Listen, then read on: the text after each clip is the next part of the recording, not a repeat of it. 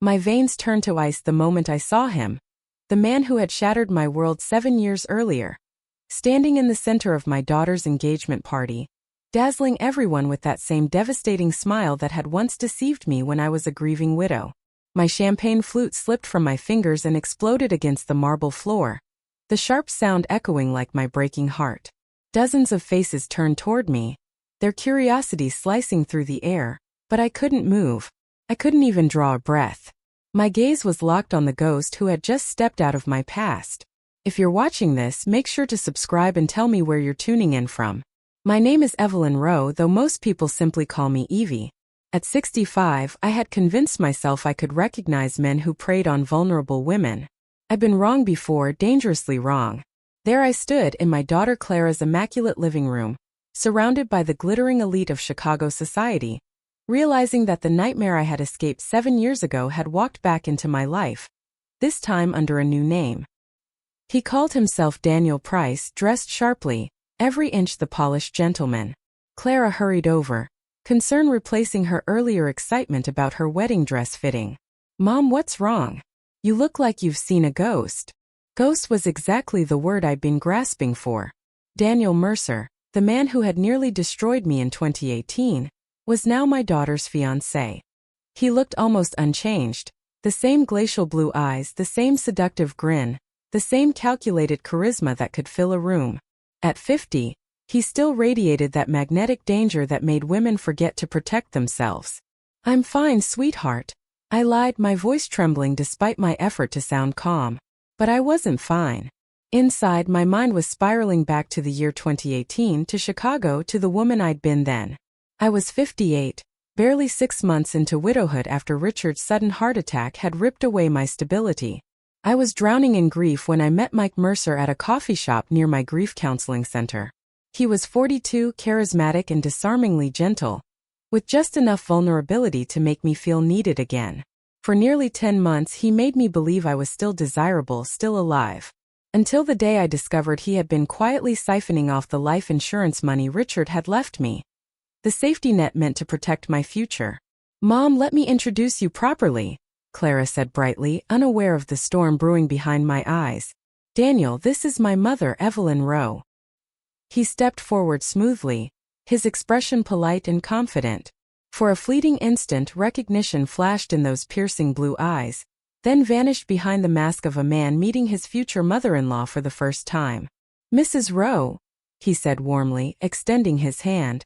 "It's such a pleasure to finally meet you. Clara speaks about you all the time." I forced myself to take his hand, ignoring the shiver that ran down my spine. "How lovely," I murmured. "And what line of work are you in, Mr. Price?" "Investment consulting," he replied with effortless charm. "I help people make smart financial decisions." The irony nearly made me laugh. He was still in the business of taking people's money, only now, he had upgraded his disguise. Some habits never die. "And how did you two meet?" I asked, feigning polite interest. "At the gym," Clara said, beaming.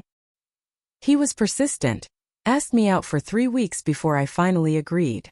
Persistent. That was one way to describe him. I remembered that same relentless determination years ago. The way he had shown up at the counseling center, offering comfort, patience, and false empathy. As the evening wore on, I observed him moving through the crowd with the same predatory ease, remembering names, complimenting people, asking just the right questions. It was an art form, one he'd perfected long ago. When the last guest finally departed, Clara walked me out to my car, nearly glowing with joy. "Isn't he wonderful, Mom? I can't believe how lucky I am." I forced a smile. "When's the wedding?" "October 15th, she said eagerly. "I know it's soon, but we just don't want to wait.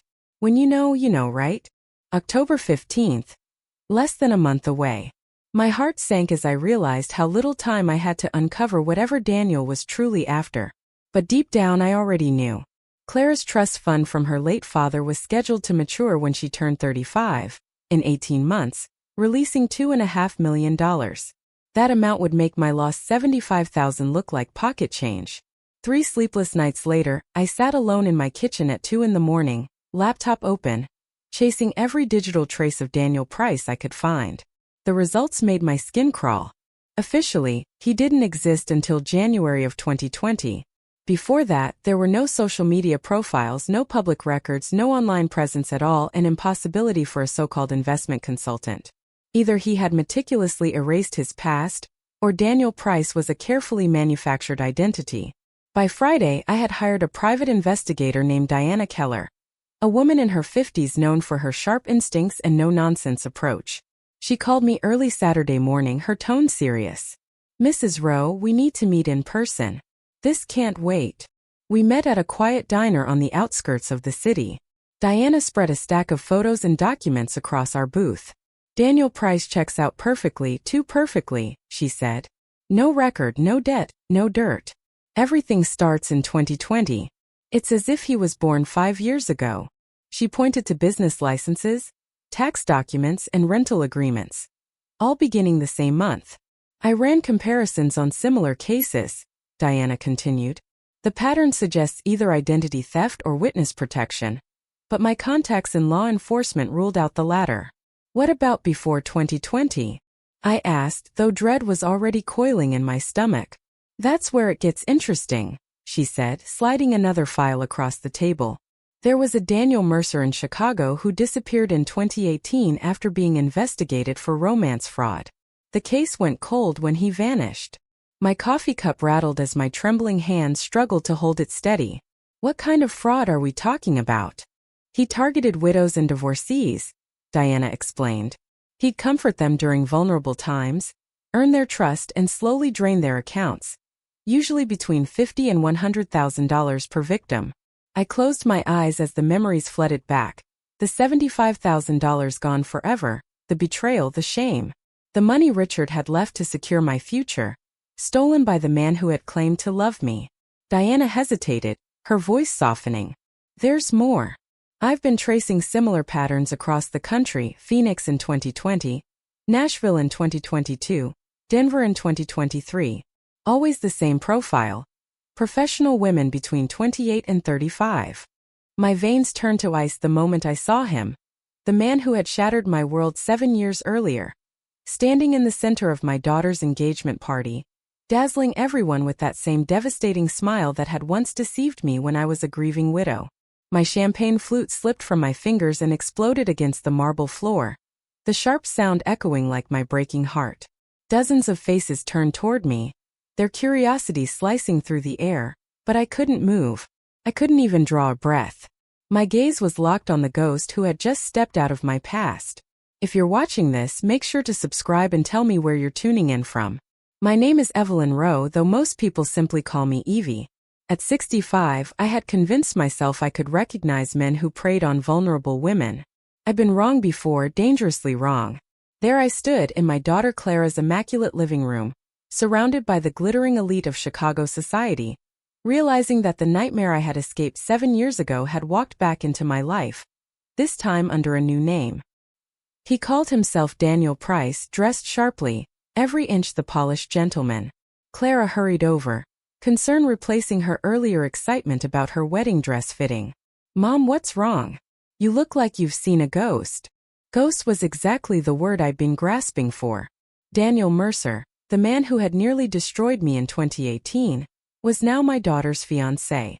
He looked almost unchanged, the same glacial blue eyes, the same seductive grin, the same calculated charisma that could fill a room. At 50, he still radiated that magnetic danger that made women forget to protect themselves. "I'm fine, sweetheart," I lied, my voice trembling despite my effort to sound calm. But I wasn't fine. Inside, my mind was spiraling back to the year 2018, to Chicago, to the woman I'd been then. I was 58, barely 6 months into widowhood after Richard's sudden heart attack had ripped away my stability. I was drowning in grief when I met Mike Mercer at a coffee shop near my grief counseling center.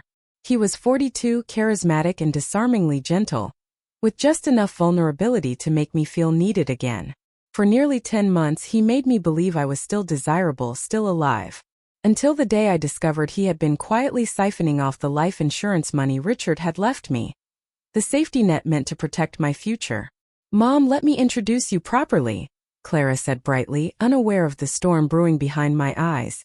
Daniel, this is my mother, Evelyn Rowe. He stepped forward smoothly, his expression polite and confident. For a fleeting instant, recognition flashed in those piercing blue eyes, then vanished behind the mask of a man meeting his future mother-in-law for the first time. Mrs. Rowe, he said warmly, extending his hand. It's such a pleasure to finally meet you. Clara speaks about you all the time. I forced myself to take his hand, ignoring the shiver that ran down my spine. How lovely, I murmured. And what line of work are you in, Mr. Price? Investment consulting, he replied with effortless charm. I help people make smart financial decisions. The irony nearly made me laugh. He was still in the business of taking people's money, only now he had upgraded his disguise. Some habits never die. And how did you two meet?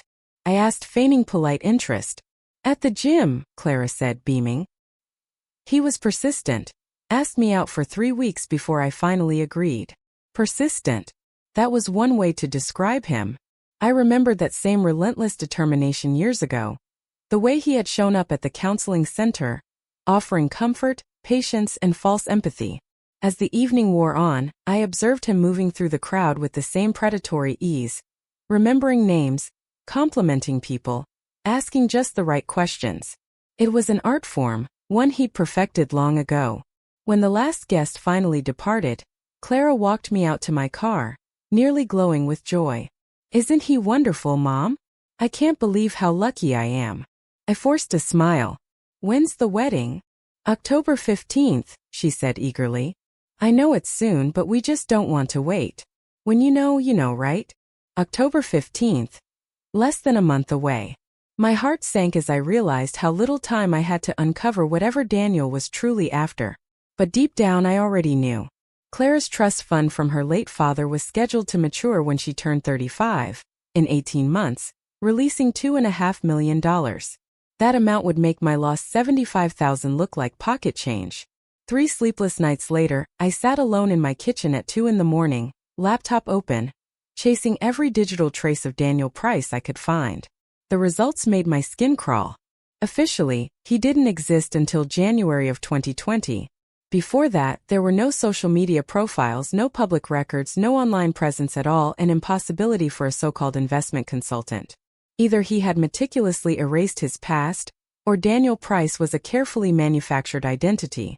By Friday, I had hired a private investigator named Diana Keller, a woman in her 50s known for her sharp instincts and no-nonsense approach. She called me early Saturday morning, her tone serious. Mrs. Rowe, we need to meet in person. This can't wait. We met at a quiet diner on the outskirts of the city. Diana spread a stack of photos and documents across our booth. Daniel Price checks out perfectly, too perfectly, she said. No record, no debt, no dirt. Everything starts in 2020. It's as if he was born 5 years ago. She pointed to business licenses, tax documents, and rental agreements, all beginning the same month. I ran comparisons on similar cases, Diana continued. The pattern suggests either identity theft or witness protection, but my contacts in law enforcement ruled out the latter. What about before 2020? I asked, though dread was already coiling in my stomach. That's where it gets interesting, she said, sliding another file across the table. There was a Daniel Mercer in Chicago who disappeared in 2018 after being investigated for romance fraud. The case went cold when he vanished. My coffee cup rattled as my trembling hands struggled to hold it steady. What kind of fraud are we talking about? He targeted widows and divorcees, Diana explained. He'd comfort them during vulnerable times, earn their trust, and slowly drain their accounts, usually between $50,000 and $100,000 per victim. I closed my eyes as the memories flooded back. The $75,000 gone forever, the betrayal, the shame. The money Richard had left to secure my future, stolen by the man who had claimed to love me. Diana hesitated, her voice softening. There's more. I've been tracing similar patterns across the country: Phoenix in 2020, Nashville in 2022, Denver in 2023. Always the same profile.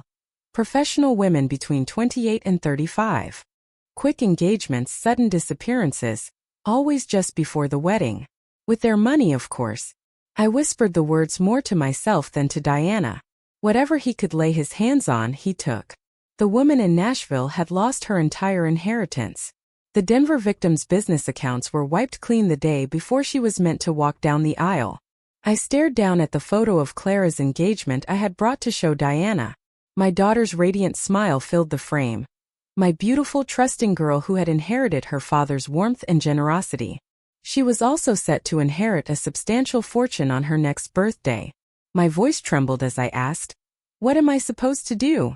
If I tell Clara, she'll think I'm just a bitter old mother who can't handle her daughter's happiness." Diana nodded slowly, her face grim. "That's exactly what he's counting on. Men like him are experts at isolating their victims from the people who might see through the act." Her words hit me hard. I thought of how distant Clara had become in recent months. The canceled dinners, the hurried phone calls, the endless excuses about Daniel's social calendar. She had already begun to drift away, one careful manipulation at a time. It was textbook behavior, and I saw it now with painful clarity. "But here's the difference," Diana said firmly. "You're the first woman I've met who actually knew him before. You're the only one who can stop this." As I drove home, my mind churned with desperate possibilities. I had to find a way to expose Daniel without looking like a jealous ex. I had to protect Clara without losing her forever. But I was going up against a master manipulator, one who'd had 7 years to perfect his next performance. He had something I didn't, my daughter's full trust and love. But there was something he didn't know. I still remembered every detail of how he had betrayed me. And I wasn't the same broken woman he'd once deceived. This time I was prepared for battle. Sunday dinners at Clara's house had always been our small tradition. But sitting across from Daniel Price at her dining room table felt like being trapped in a recurring nightmare. He had insisted on cooking some elaborate Italian dish that probably cost more than my monthly grocery bill.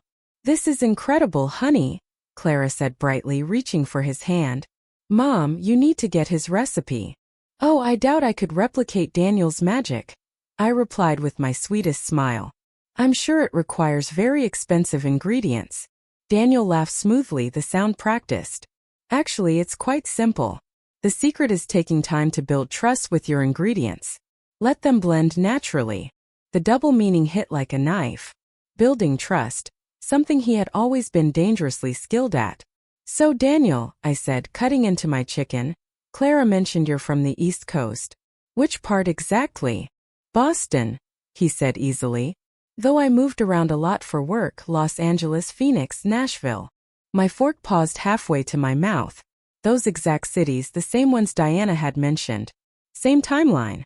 "How interesting," I murmured. "And what brought you to Chicago?" He met my eyes with a faint smile. "Sometimes life brings you exactly where you're meant to be. When you're meant to be there." Clara looked between us, sensing an undercurrent she didn't understand. "Daniel says Chicago already feels like home. Don't you, sweetheart? Especially since I met you," he said softly, kissing her hand.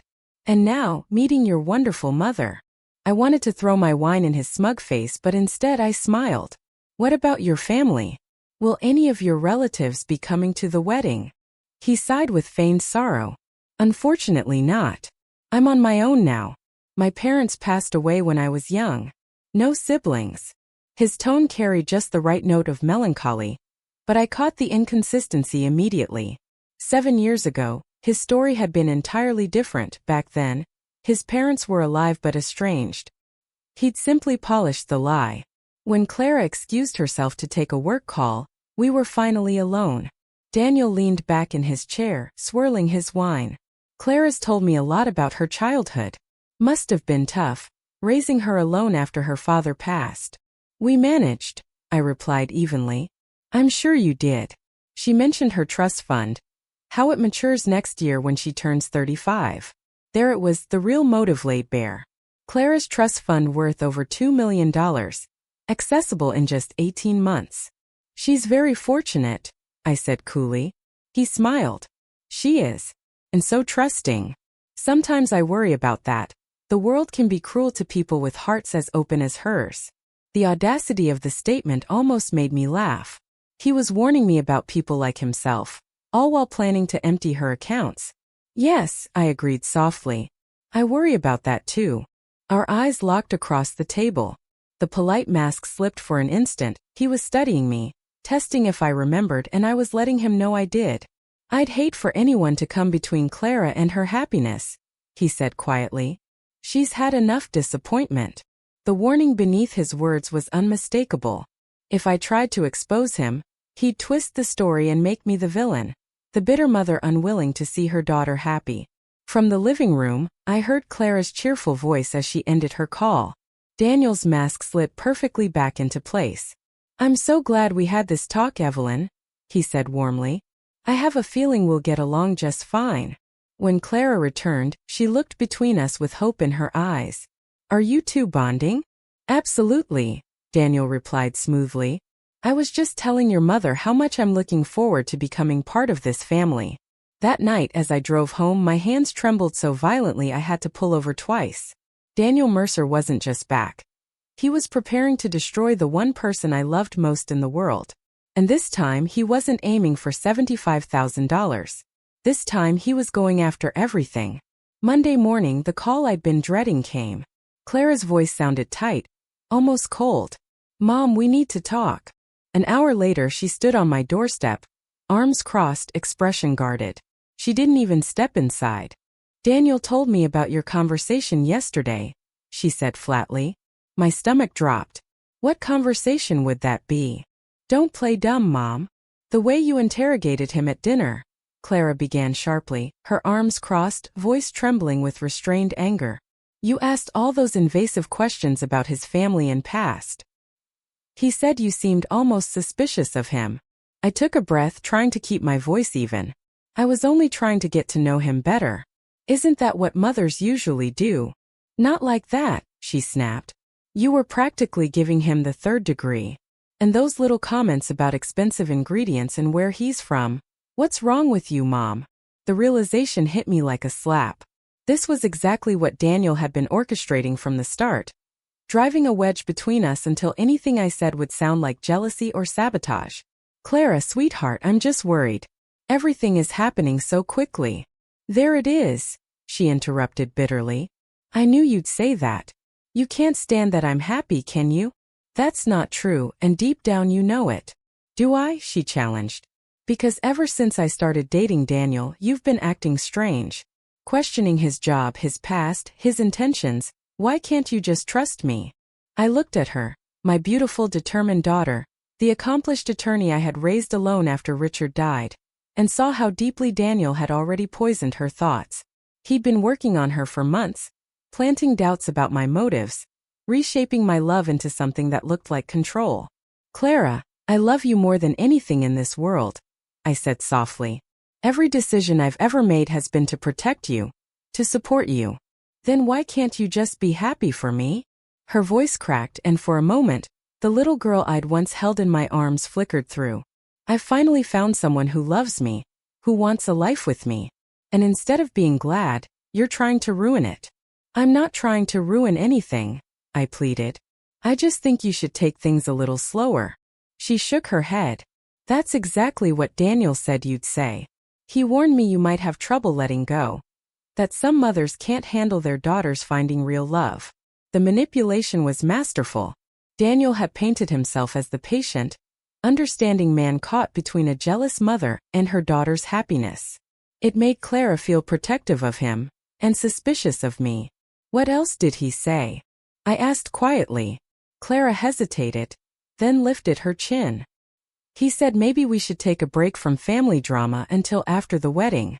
Let things calm down. Space." I echoed, my stomach twisting. Her next words sliced through me. "I think it would be better if you didn't come to the wedding, Mom." The world tilted. My own daughter was uninviting me to her wedding, because a con artist had convinced her I was the problem. "Clara, please," I whispered. "Let's talk about this rationally. There's nothing to discuss. I've made up my mind." She turned toward the door, tears glimmering in her eyes. "I just hoped you'd be different, Mom. I hoped you'd want me to be happy." When the door closed behind her, I sat in my silent kitchen and cried harder than I had since Richard's funeral. Daniel had executed his plan flawlessly, isolating Clara from the only person who could expose him, making her believe she was defending their love instead of protecting a predator. But when the tears finally ran dry, they left behind something far stronger: anger. Pure focus fury. He had taken my savings once. He would not take my daughter. I picked up my phone and called Diana Keller. He made his first mistake, I told her. He's trying to keep me away from the wedding. That means he's planning something big. Something that only works if I'm not there. Diana's voice was steady. What do you want to do? I stared out the window at the old maple tree Richard had planted the year Clara was born. 32 years of watching over this family. I wasn't about to stop now. I want to know everything about Daniel Mercer, I said coldly. Every woman he's conned. Every lie he's told. And then I'm going to save my daughter, whether she wants to be saved or not. Over the next week, Diana's investigation uncovered a pattern that made my skin crawl. Daniel Mercer wasn't just a scam artist. He was a predator, methodical and precise, targeting women at their most fragile moments.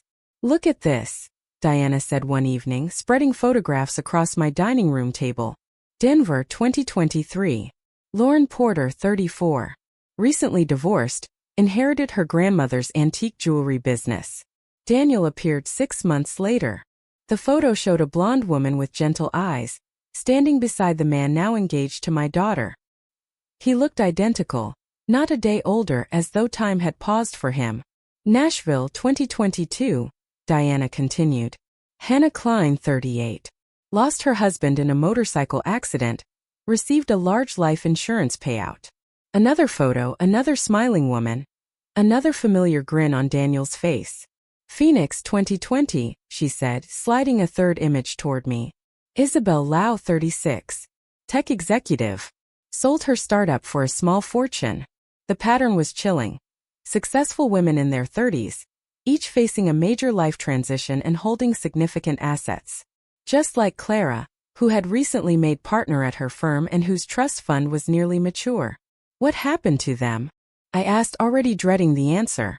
Lauren lost $180,000. Her business collapsed 6 months later. She's waiting tables now. Hannah lost her home and had to move back in with her parents. Isabel. Diana hesitated. Isabel had a breakdown. She's still in therapy. I closed my eyes, picturing Clara's face when she'd realized the truth. The man she adored had destroyed her life. That kind of betrayal could break her in ways that never healed. There's more, Diana said quietly. He's used several names: Adrian Price, Mitchell Stone, Matthew Mercer. Always the same initials. Makes him harder to trace. In every case, she continued, he vanished exactly 1 week before the wedding. Gets them to merge their accounts for expenses, transfers everything into a joint account for their new life, then disappears the night before the final transfer. I stared at the calendar on my phone. October 15th, 12 days away. We don't have much time, I said. Actually, if his pattern holds, he'll make his move on October 8th. That gives us 5 days to prepare. Prepare how? I asked. Even if we prove he's Daniel Mercer, Clara won't believe me. She'll think I made it all up out of spite. I took a deep breath. No, I need to make him expose himself. Diana frowned. Mrs. Rowe, this man is dangerous. Maybe not violent, but psychologically ruthless. He's had 7 years to plan his revenge. So have I said darkly. He thinks I'm still the grieving widow he tricked in 2018. He has no idea what losing $75,000 taught me about predators. That afternoon, I drove to Clara's office and waited in the shadowed corner of the parking garage. She always worked late on Tuesdays, and I doubted Daniel knew her schedule as well as he pretended. At 7 o'clock, she emerged from the elevator, tired but smiling, phone pressed to her ear, probably talking to him. When she noticed me standing by her car, her expression hardened instantly. Mom, what are you doing here? I wanted to apologize, I said softly. She hesitated, suspicion flickering. Apologize? You were right, I said. I was being overprotective, unfair to Daniel. Her eyes softened slightly. You were. I was scared of losing you, I continued, letting the honesty in my voice do the work I couldn't force with logic. But watching you over these past few months, I said softly, seeing how happy he makes you, I realize I was being selfish. Clara's expression softened slightly. Mom. I actually called Daniel this afternoon, I continued, lying with calm precision. I invited him to lunch tomorrow so I can apologize properly and clear the air between us. Her eyes brightened instantly. You did. I want him to know the real me, I said gently. Not the suspicious mother he's probably been warned about. And I want him to understand that he has my blessing. She threw her arms around me, relief flooding her voice. Thank you, Mom. That means the world to me. As I drove home that evening, I knew I was gambling everything. If my plan failed, I might lose Clara forever. But if I did nothing, Daniel would strip away her life piece by piece and vanish before I could stop him. Either way, tomorrow's lunch with Daniel Mercer would be a turning point, one that would reveal which of us had learned more from the past. I chose the restaurant carefully, elegant enough for his taste, quiet enough for privacy, public enough that he couldn't risk losing control. When he arrived 5 minutes late, I was already seated at a corner table with my back to the wall. Evelyn, he greeted warmly, that familiar mask of charm sliding effortlessly into place. He leaned down to kiss my cheek as if we were old friends meeting after years apart. Thank you for reaching out. Clara was thrilled when I told her about your call. I owe you an apology, I began, adopting the role of the humbled mother flawlessly. I realize I came across as harsh the other night, and that wasn't fair to you. Daniel eased into his seat, studying me with those piercing blue eyes that once made me feel seen, and now made my skin crawl. I completely understand, he said smoothly. Clara's lucky to have a mother who cares so deeply about her happiness. She's my entire world, I admitted, truth threading through the act. After her father died, she became everything to me. Maybe I've been too protective. Loss can make us hold on tighter, he said gently. But Clara's a strong woman. She knows her own heart. The waiter came and went, refilling our glasses, leaving us with polite chatter about weather and travel. I waited until Daniel seemed completely at ease before making my first move. Can I ask you something personal? I said, leaning forward conspiratorially. Of course, he replied easily. Have you ever been in love before? For the briefest instant, something flickered behind his calm expression. A flash of recognition, a ghost of memory. Once, he said carefully. Many years ago. It didn't end well. What happened? I asked gently, pretending curiosity but feeling my pulse quicken. She was older, he said after a pause. Going through a rough time. I thought I could help her heal, but sometimes timing ruins everything. My heart hammered, but I kept my face sympathetic. He was talking about me, reframing our history as a tragic love story instead of the financial disaster he'd orchestrated. That must have been painful, I murmured. It was, he admitted with a sigh. But everything happens for a reason. If it hadn't ended, I might never have been ready to appreciate someone like Clara. I took a sip of water, watching him closely. His tone was steady, confident, but there was no sign of recognition slipping through. Either he was an actor of extraordinary skill, or he truly didn't remember me. I'm sure she was wonderful, I said softly.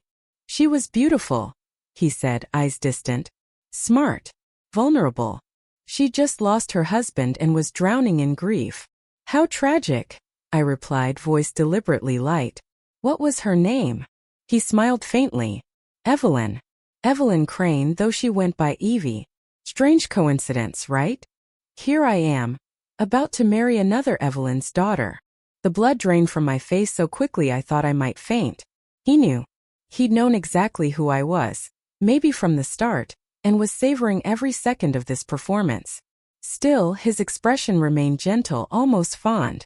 Small world, isn't it? He said casually. I stared at him, my thoughts spinning. You remember her? I asked, voice barely audible. Of course, he said. I've thought about her often. Wondered what happened to her. Whether she ever found peace. He leaned forward, lowering his voice. I hope she did. She deserved far better than what I gave her. The room seemed to tilt around me. This wasn't the confrontation I had envisioned. There was no arrogance, no mockery, just an eerie calm. Why? I breathed. Daniel's smile was wistful, almost tender. Because I was young and stupid. I thought money mattered more than people. I've regretted that choice every single day. He signaled the waiter for the check, then met my gaze again, his tone low and sincere. If you ever see her again, Evelyn, tell her I'm sorry. Tell her I became the man she deserved, even if it's too late. He rose, placed a gentle hand on my shoulder and said, "Thank you for giving me a chance.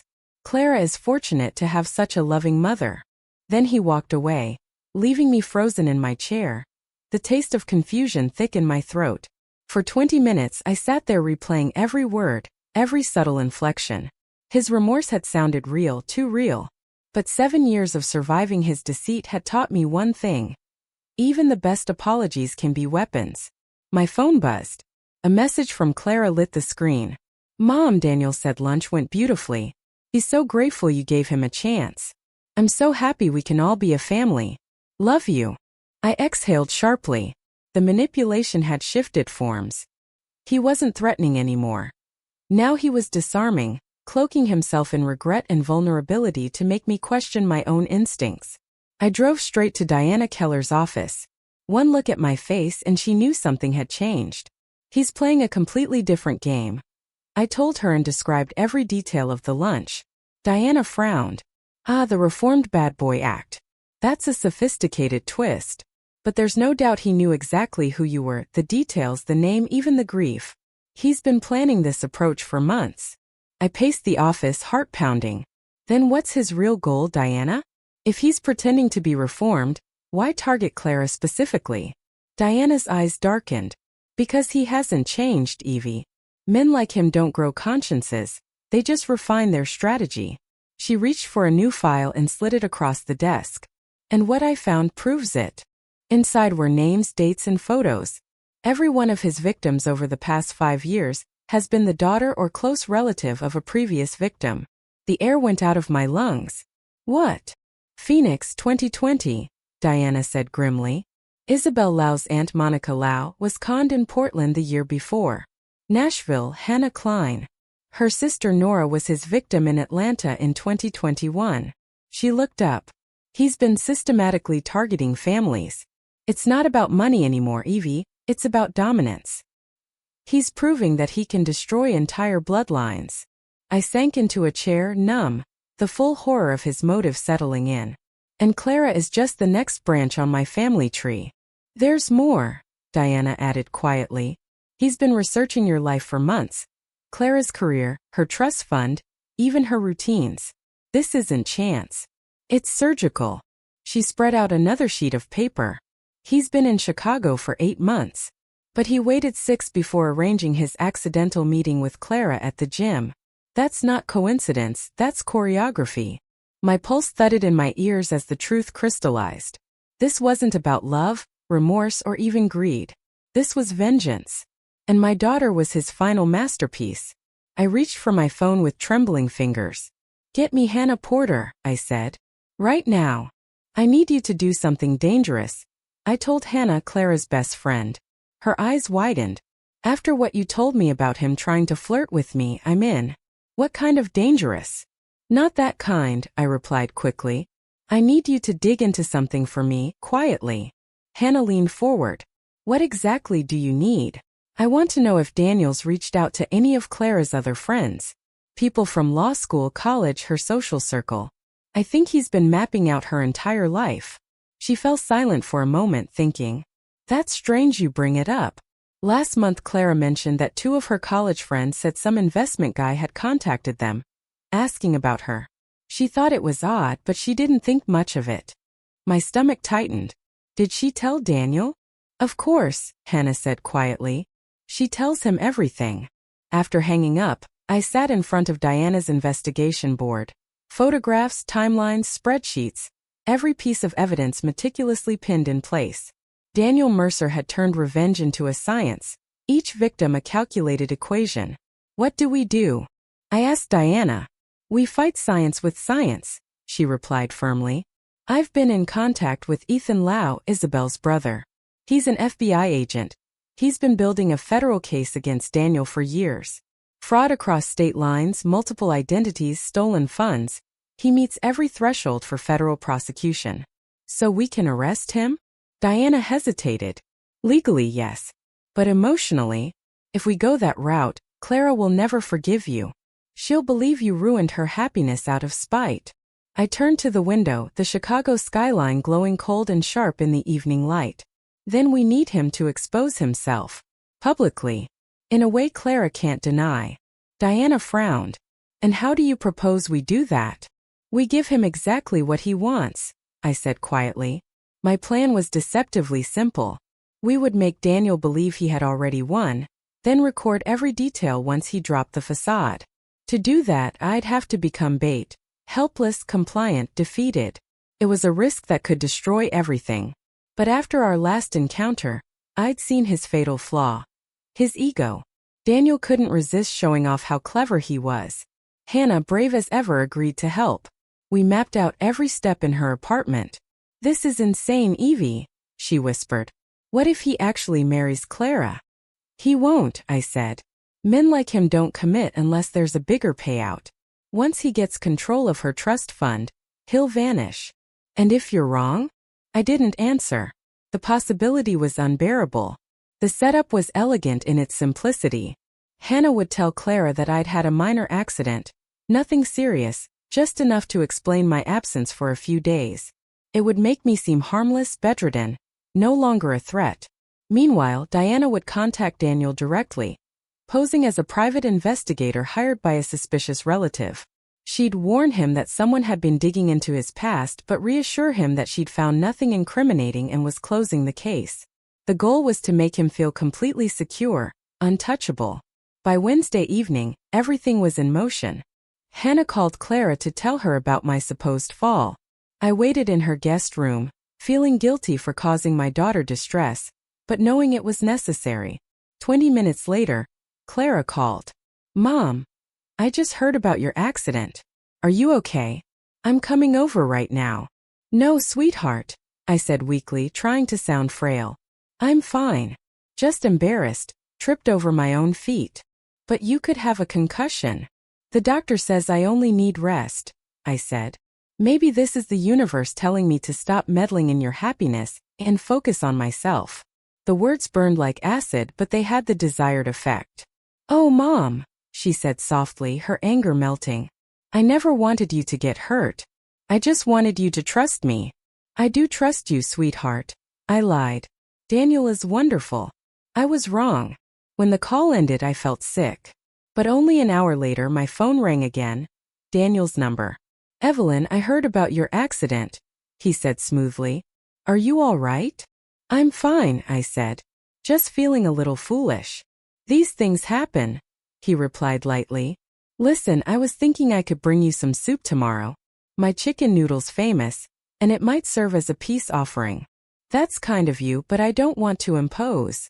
It's no trouble. Family takes care of family, right? The word family sent a chill down my spine, but I forced a laugh. All right, Daniel. Tomorrow then. He'd taken the bait. Tomorrow, Daniel Mercer would walk into Hannah's apartment thinking he was visiting a defeated, harmless woman. Instead, he'd be stepping straight into our trap. Still, as I lay awake that night, unease clawed at me. What if the trap was his, not mine? Daniel arrived Thursday afternoon carrying a small pot of soup and wearing his most effortless smile. I sat in Hannah's living room, wrapped in a robe and slippers, playing the part of the fragile older woman perfectly. You didn't need to do this, I murmured as he unpacked the soup in the kitchen. Nonsense, he said warmly. I want us to have a good relationship. Clara's happiness depends on it. He served the soup with performative gentleness, then sat across from me, eyes gleaming with apparent empathy. You know, he began, I've been thinking a lot about our conversation yesterday about second chances, about growth. I realized I never really told you why I'm so grateful to have met Clara. I forced a small smile. Oh? Do tell. He sighed softly. I've made mistakes, hurt people I cared about. Women like your namesake, Evie Crane. My pulse quickened. You mentioned her before. Yes. I did something terrible to her, he said, voice low and remorseful. Took advantage of her grief. Stole money she couldn't afford to lose. For years I told myself she'd be fine, that she was strong enough to recover. But I learned recently she never did. She never remarried. Never trusted anyone again. He leaned closer, eyes shimmering with practiced emotion. Do you know what it feels like, Evelyn? To know you've broken someone forever. I imagine it's not easy, I said carefully. It's not, he said, his voice tightening. That's why meeting Clara feels like fate. I see in her a chance for redemption. How so? His mask slipped for just a moment, enough for me to glimpse the predator beneath the charm. By giving Clara everything I took from her mother. Love, security, protection. By ensuring she never experiences the pain that destroyed Evie Crane. The irony hit me like a physical blow. He wasn't confessing to guilt, he was justifying his plan. That's very noble of you, I said, my tone steady. I like to think so, he replied softly. Clara will never want for anything. She'll never have to question whether she's loved or worry about her future. Because you'll take care of everything, I said. He smiled thinly. Exactly. Her finances, her decisions, her connections. I'll protect her from everyone who could ever hurt her. A chill swept over me as the final piece fell into place. He wasn't planning to steal Clara's money and disappear. He was planning to control her completely. And this time he wouldn't just destroy a woman's bank account. He'd destroy her entire life. Complete control. That was the real plan. Not theft, not abandonment, but domination. He intended to turn Clara into a psychological prisoner. A woman who smiled for photos while living in invisible chains. She's lucky to have found you, I managed, forcing my voice to stay steady. Daniel smiled, that slow, calculated smile that never reached his eyes. We're both lucky, really. Though I must say, your accident has been something of a blessing in disguise. My pulse quickened. How so? His gaze sharpened, predatory and deliberate. It's shown Clara just how fragile family bonds can be. How easily they can be broken. It's reminded her how important it is to hold on to the people who truly matter. I'm not sure I follow. Well, he said softly, leaning back as though discussing something casual. If something else were to happen to you, another fall, a health scare, anything really, Clara would need someone to rely on. Someone strong to help her through the grief. Someone who could guide her decisions while she was vulnerable. The implication landed like ice water down my spine. He wasn't just trying to isolate Clara. He was preparing to erase me entirely, to make my death look like an accident, leaving my daughter completely dependent on him. I had thought I was setting a trap for Daniel, but I had just stepped into his. That night after Daniel left, promising to check on me the next day, I sat in Hannah's living room with Diana and Agent Ethan Lau, listening to the recordings we'd gathered. It's not enough, Ethan said grimly, removing his earpiece. Talking about caring for someone's well-being isn't a confession. Not legally. But that was a threat. I insisted, my hands shaking. Implied threats don't hold in court, he replied. A defense attorney would argue he was showing concern for your health, especially since you recently had an accident. Diana leaned forward. What about the financial evidence? His multiple aliases? The fraud trail? Strong, Ethan said, but circumstantial when it comes to this specific case. He hasn't actually stolen anything from Clara yet. The walls seem to close in around me. So we wait? We wait until he destroys her life or makes another move. Ethan exhaled, pulling a thick file from his bag. There's something else you need to see. Inside were surveillance photos. Daniel in various cities across the years. His alias is shifting but his face unchanged. We've been tracking him for 2 years, Ethan said. The pattern goes deeper than revenge. It's about erasing witnesses. My blood ran cold. What are you saying? Every woman he's conned in the last 5 years has either died in accidents or disappeared within 18 months of meeting him. Diana went pale. You're telling us he's killing them? We can't prove it yet, Ethan said quietly. But statistically, there's no other explanation. The odds of that many accidental deaths in one victim pool are effectively zero. I stared at him, disbelief and horror twisting inside me. Why didn't you tell me this earlier? Because we needed you to behave naturally, he said.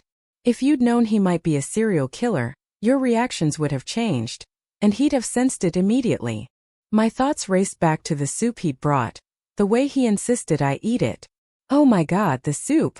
Ethan raised a hand. We had it tested. It's clean. But that doesn't mean he wasn't testing boundaries, watching for opportunities. I swallowed hard. What about Clara? Is she in danger now? Not immediately, Ethan replied. His pattern is always the same.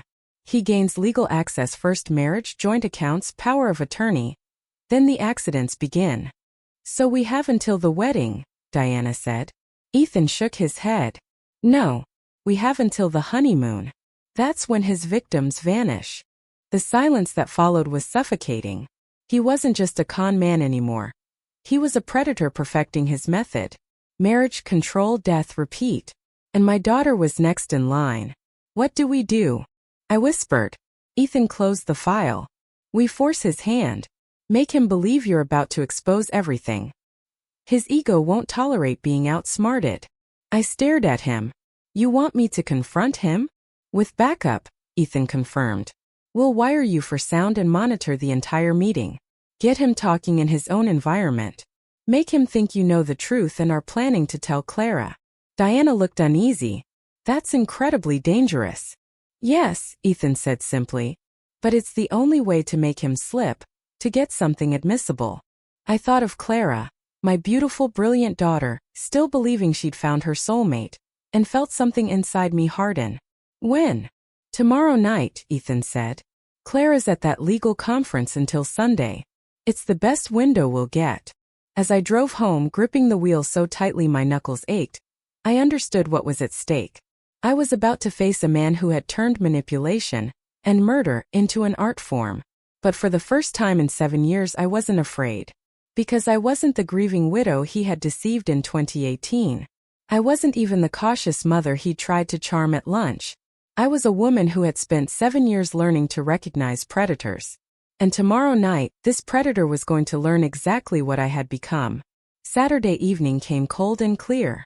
The operation was set at Daniel's apartment. Ethan and his team were stationed outside, listening through a hidden transmitter embedded in my blouse. Remember, Ethan said through my earpiece from the surveillance van, your goal is to make him believe you know everything, and that you're about to tell Clara.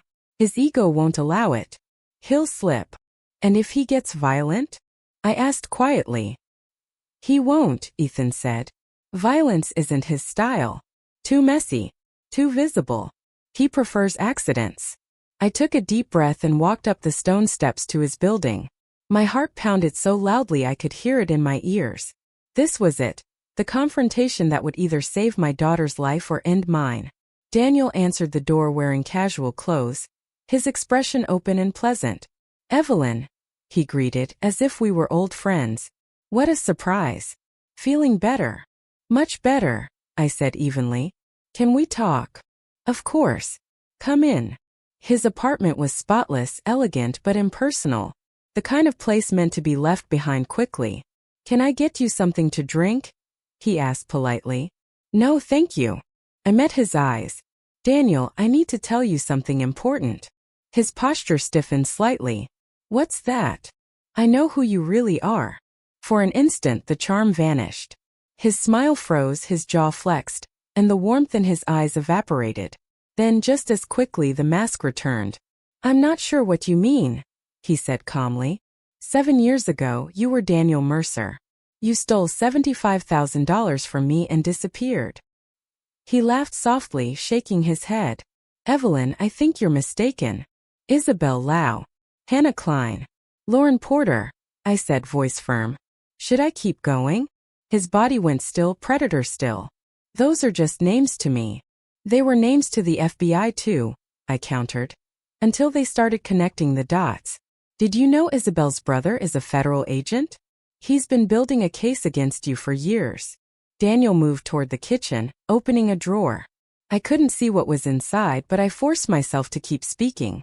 You told me once you wanted redemption, I continued. That you wanted to protect Clara from the kind of betrayal you inflicted on me.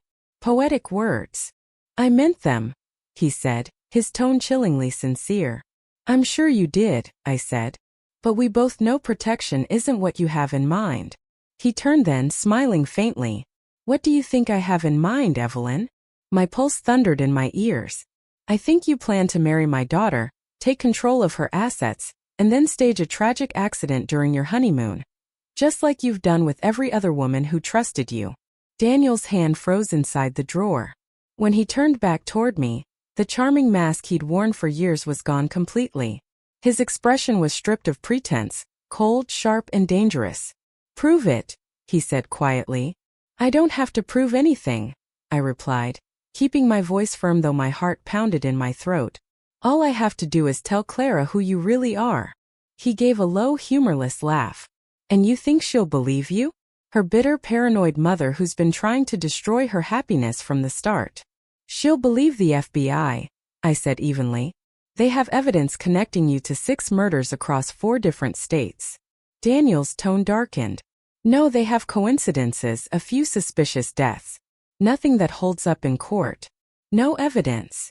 "Then you have nothing to worry about, do you?" He studied me for a long silent moment, then smiled.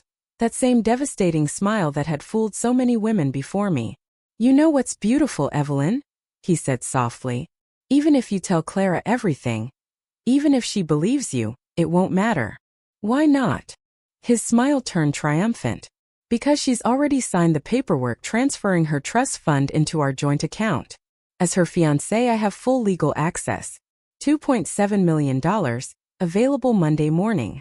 My blood ran cold. "What paperwork?" "The premarital financial documents," he said smoothly. She was so touched that I wanted to ensure our financial security together. She signed them without hesitation. Because she loves me. Because she trusts me completely. I could barely breathe. He had set everything in motion, confident he'd already won. And then chaos. The door burst open as FBI agents flooded the apartment, shouting commands. Daniel barely flinched as weapons were drawn and handcuffs snapped into place. "Daniel Mercer, you're under arrest for fraud, identity theft, and conspiracy to commit murder," an agent announced. Daniel turned his head toward me, his expression calm, almost amused. "You were too late, Evie. By the time Clara realizes what I've taken, I'll be untouchable."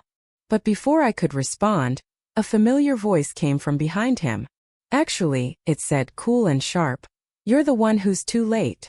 Daniel's eyes widened as Clara stepped into the apartment, flanked by 2 more agents. Her face was pale but resolute, her voice steady as steel. "I never signed any financial documents," she said. "The papers you gave me were fake, props the FBI provided. My trust fund is exactly where it's always been." Daniel's composure shattered completely. "That's impossible." "What's impossible," Clara said, her tone icy, "is that you thought I wouldn't notice my own mother running a surveillance operation. Did you really think I didn't know she was staying at Hannah's? That I wouldn't figure out why?" She turned to me then, tears glimmering but her voice unshaken. "I've known something was wrong for weeks, Mom. I just needed proof." For a long moment, Daniel stood there, silent, surrounded by agents, his confidence dissolving under the weight of the truth. When they led him away in cuffs, he didn't look back. 2 years later, the man we'd once known as Daniel Mercer was sentenced to life in federal prison for 6 counts of first-degree murder and multiple charges of fraud. His real name, we learned, was Adrian Vale, and his crimes spanned nearly 15 years across the country. Clara rebuilt her life, stronger and wiser. She'd learned that love without verification isn't trust. It's vulnerability disguised as devotion. Eventually, she met someone truly worthy of her heart. But she never made another major financial decision without running it by me first. As for me, I discovered that protecting the people you love doesn't always mean shielding them from the truth. Sometimes it means trusting them to face it beside you, to fight with you, not just for you. Some battles call for a mother's fierce protection. Others demand partnership, courage, and honesty. Either way, when love and truth stand together, family wins in the end. Thanks for listening. Don't forget to subscribe. And if you have a story to tell, share it in the comments. Your voice matters.